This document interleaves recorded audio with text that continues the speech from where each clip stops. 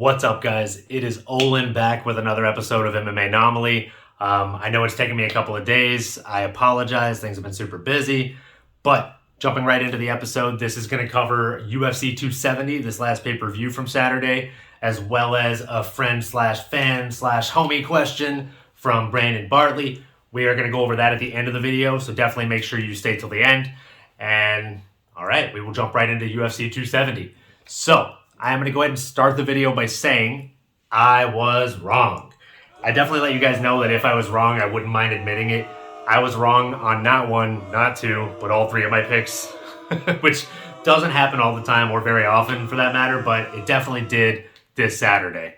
Cody Stamen, the Spartan, my God, I was wrong. Said Nurmagomedov just put him away, and he made it look easy, and it was terrifying.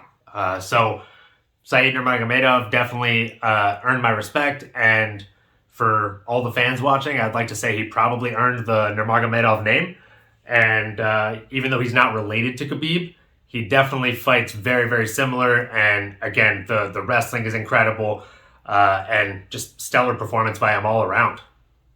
Jumping into another exciting fight, I've got to say that Jack Della Maddalena, I hope I said his name right, defeating Pete Rodriguez in the first round was stellar. Fantastic performance. He busted his opponent up very, very quickly, just leading with really, really crisp boxing, landing really big shots early on. And honestly, again, same as the last fight, he made it look very easy, unfortunately, for his opponent. And I really think that he is a name to watch. Again, that was Jack Della Maddalena. So definitely make sure you keep an eye on that guy. I think he's going to be a very hot prospect to watch, and I look forward to his next performance. Diving into the bigger fights, we definitely had the main event. Awesome main event. 25 minutes of war. We had Francis Ngannou, or I should call him Francis Ngannoumadov, coming in with a fantastic game plan, right? He obviously has been training with Kamaru Usman. It's funny, right? He trains with Kamaru Usman, or rather they train together. Kamaru Usman gets a stellar knockout over Jorge Masvidal. And then next time we see Francis Ngannou, we end up seeing him put on a really, really great wrestling clinic. He utilized jiu-jitsu, wrestling, and honestly just an incredible performance all around. Francis Ngannou truly showed that he's not just a knockout artist and not just somebody with knockout power in the first 3 minutes of a fight. He proved that he can fight an intellectual fight, and that every single fight that he's had in the UFC, his fight IQ is growing each and every time. So again, a stellar fight to see. Really enjoyed watching that one. Jumping into my favorite fight of the night, I wasn't super thrilled with the result necessarily, or the way the judges saw it, but Brandon Moreno versus Davison Figueiredo, I thought that fight was incredible. I thought Davison definitely made really, really great changes, obviously, throughout camp. He did a fantastic job as far as keeping up with Brendan. I thought Brendan's speed was going to be a problem for it like it was last fight, but honestly, there was a lot of testing and waiting and a lot of respect shown for each other throughout the fight. And I think, obviously, they're going to run that one again. They have to run that one again. And in my heart of hearts, I really see Brandon Moreno winning that fight and pulling off another finish over Davison Figueiredo in the next fight. And honestly, the entire fight card for UFC 270 was definitely a great fight card. I know there were some people saying that it was not big enough. There weren't big enough names on there, weren't big enough draws on there to actually quantify it for the $75 first pay-per-view of the year. I disagree. I thought top to bottom, the fights delivered. And it's not always about names. It's about what those names do, right? How many times have we seen a huge name fight that just doesn't deliver? It ends up being very, very boring or one-sided, and that's not fun, right? So if you watch UFC 270 top to bottom, fantastic card. I thought every fight delivered. There weren't any boring fights. Honestly, like 2 honorable mention fights, for example. We had, what was her name? Vanessa Demopoulos, the monster, little monster, jumping in Joe Rogan's arms, jumping up and doing the splits after her win. Like, great for her. Great for her.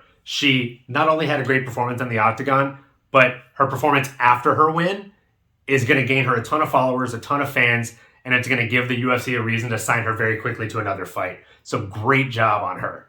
And then the next person, big honorable mention. I lost big on DraftKings because of this, because I bet against this guy. But we had Victor Henry that went against Raoni Barcelos. And my gosh, Victor Henry went from somebody that I had never heard of to, as soon as I saw him walking out, the confidence, he was exuberant, he was bouncing around, he looked fantastic. And then right behind him, I noticed Josh Barnett, and I'm like, oh man, maybe I bet on the wrong guy. And sure enough, I did.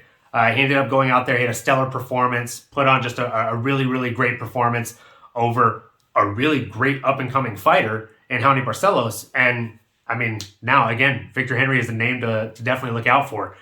I started following him on Instagram, and I screenshotted it before just so I could see how much, popularity he would get. And I think 24 hours after I had screenshotted his page, he was at like 5,000 and some change followers. Now he's over 11K just a day later. So awesome. Wish you the best and all the continued success. And yeah. So hope you guys enjoyed that card. Hope you guys are enjoying the video so far. And we will go ahead and jump right into the fan question of the day. And it comes from Brandon Bartley. He is a longtime friend / family member of mine. And he sent it in all the way from Louisiana. So here we go.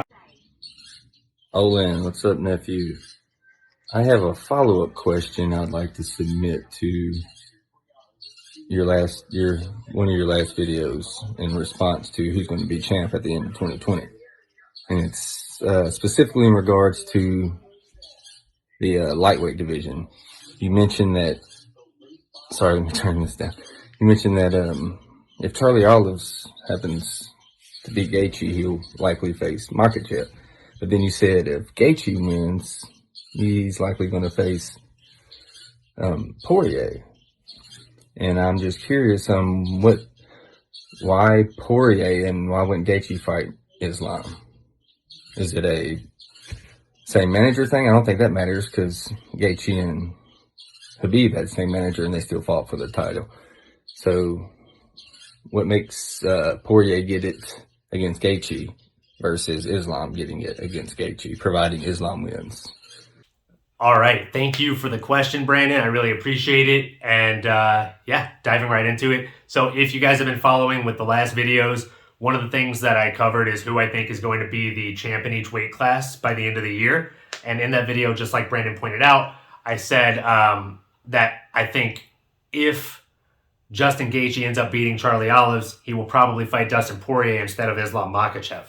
Now, the reason I said that is not because they have the same manager. It's because Dustin Poirier already has a win over Justin Gaethje.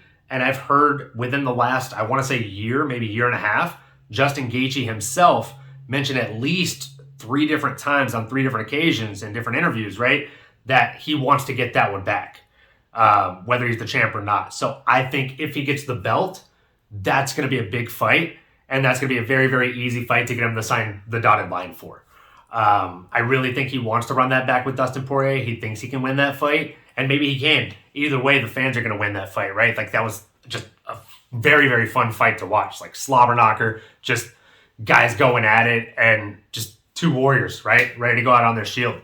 So really looking forward to that. I really do think that if Justin Gaethje knocks out Charlie Olives, he is going to end up calling out Dustin Poirier for the rematch. And obviously, if Charlie Olives is able to beat Justin Gaethje, the obvious match is jiu-jitsu versus Dagestani wrestling, right? Brazilian jiu-jitsu, Dagestani wrestling. Let's see what's better, right? We want to see the guy with the most submission wins against the, I hate to say it, but the Khabib clone, right? And again, I've said this in previous videos. I personally think that Islam is actually better than Khabib.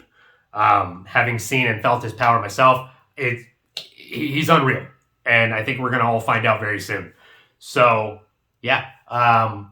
Actually, little surprise here. It was a 2-parter. So, we're going to jump back into the second part of Brandon's question here. Follow-up question. Who do you think Conor actually fights when he does come back?